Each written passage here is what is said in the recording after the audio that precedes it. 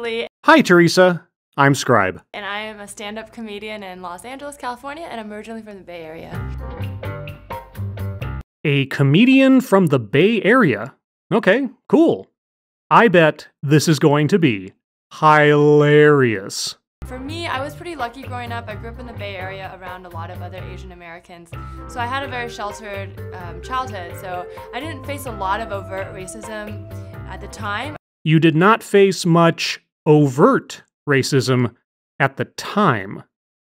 Got it. I think looking back, I can definitely see a lot of subtle instances of it. Looking back, it was subtle racism. Got it. But for me, a lot of it came from within. I think just seeing sort of like what Hollywood showed me was like beautiful, as like the blonde, beautiful cheerleader. What the hell? Okay, that wasn't me. That was Snarled, zooming in on her chest at the word beautiful. So, what are you trying to tell us here, Snarled? And then wanting to be that and feeling like I didn't really have a place. So I had a whole thing, a whole complex about my eyes forever. Like I couldn't wait to wear eyeliner. And I wasn't allowed to wear makeup as a kid because, you know, I was a kid and my mom was being a good mother. But I thought she was being too strict because all the white people were allowed to wear makeup. All of the white people were allowed to wear makeup. So, in the Bay Area, where you grew up around a lot of other Asian American people were not allowed to wear makeup? So I used to like take jelly rolls and like draw eyeliner on my face, which I probably am gonna die pretty young because of that. You are going to die young because of jelly eyeliner. Got it. But I would just like draw on myself with like sparkly jelly roll pens because I just didn't want to have small eyes. I like wanted huge eyes because huge eyes are beautiful.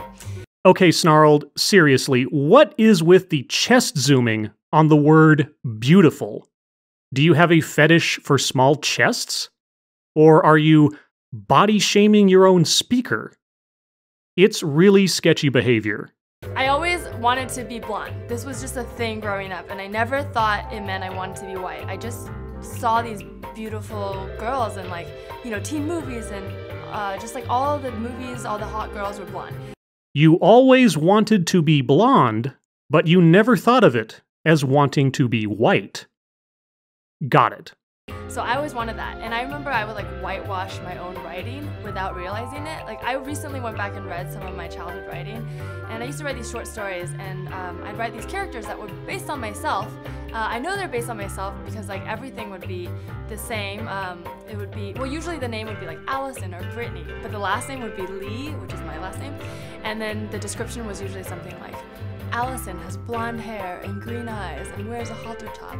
And all of those characters were described like that. And subconsciously, I think I was like whitewashing myself because I couldn't see a world where an Asian girl was the main character. Subconsciously, you were whitewashing your own writing and thus yourself. Looking back, you understand now that you were, what? Experiencing internalized racism? That you couldn't imagine a world where an Asian girl was the main character. Okay. Because I just didn't see that. Like, it didn't exist in movies. It didn't exist in movies. What didn't? Asian females? So, your inability to imagine an Asian female as the lead character in a story is not the fault of your own lack of imagination, but it's the fault of movies. Got it. I remember trying to find people I identified with. When I watched Saved by the Bell, I could have sworn Tiffany Thiessen was Asian. I just looked it up today, and she's not Asian.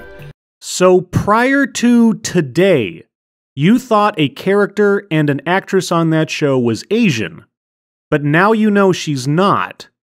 And so what? That now diminishes the character to you? Because the actress wasn't the race you thought she was? If nothing up until today told you that she was not Asian, doesn't that say more about the irrelevance of race than it does the significance of it. Also, there's a mermaid in Little Mermaid with black hair that I swear was Asian, and recently in a writer's meeting I told my coworkers that, and they were like, there was no Asian mermaid. Your writer's workshop friends know the race of an animated character. Got it.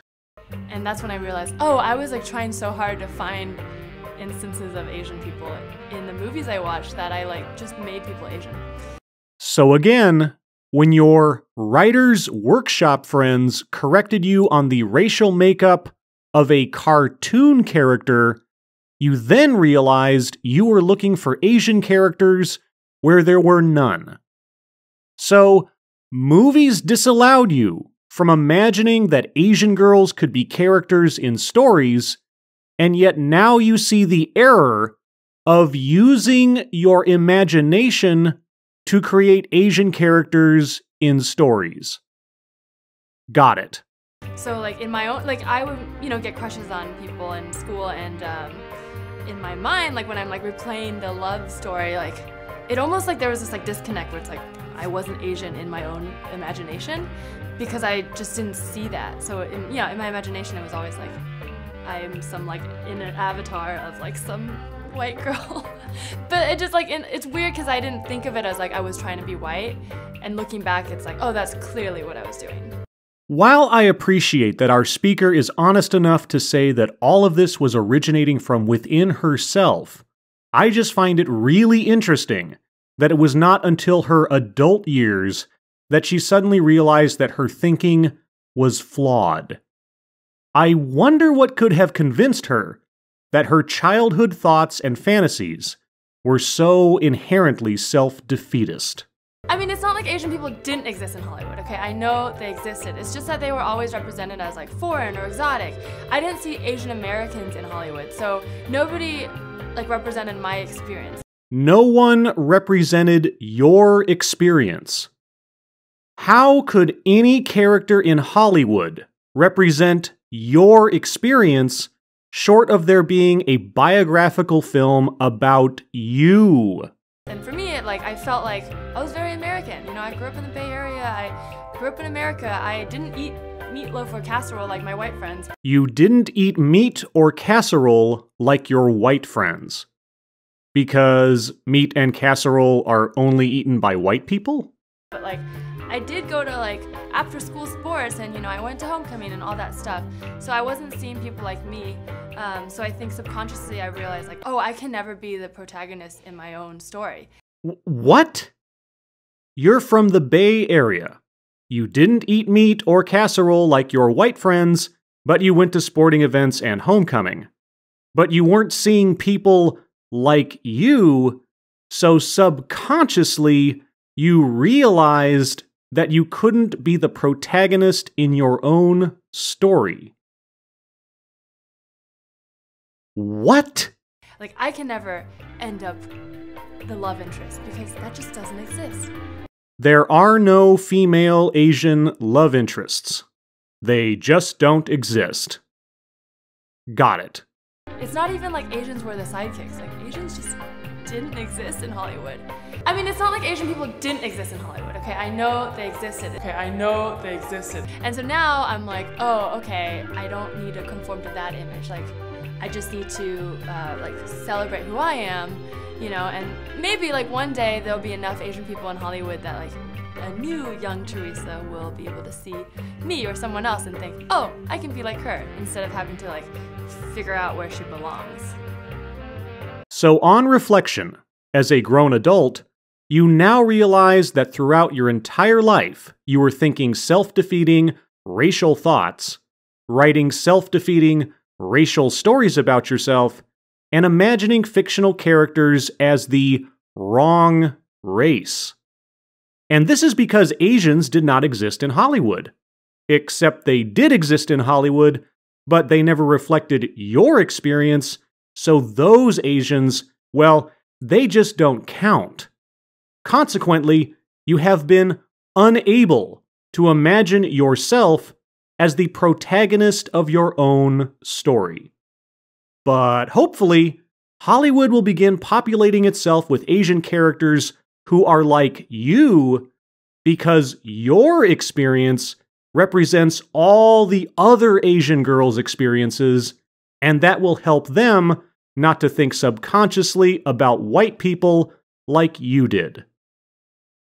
Got it. As always, thank you for watching.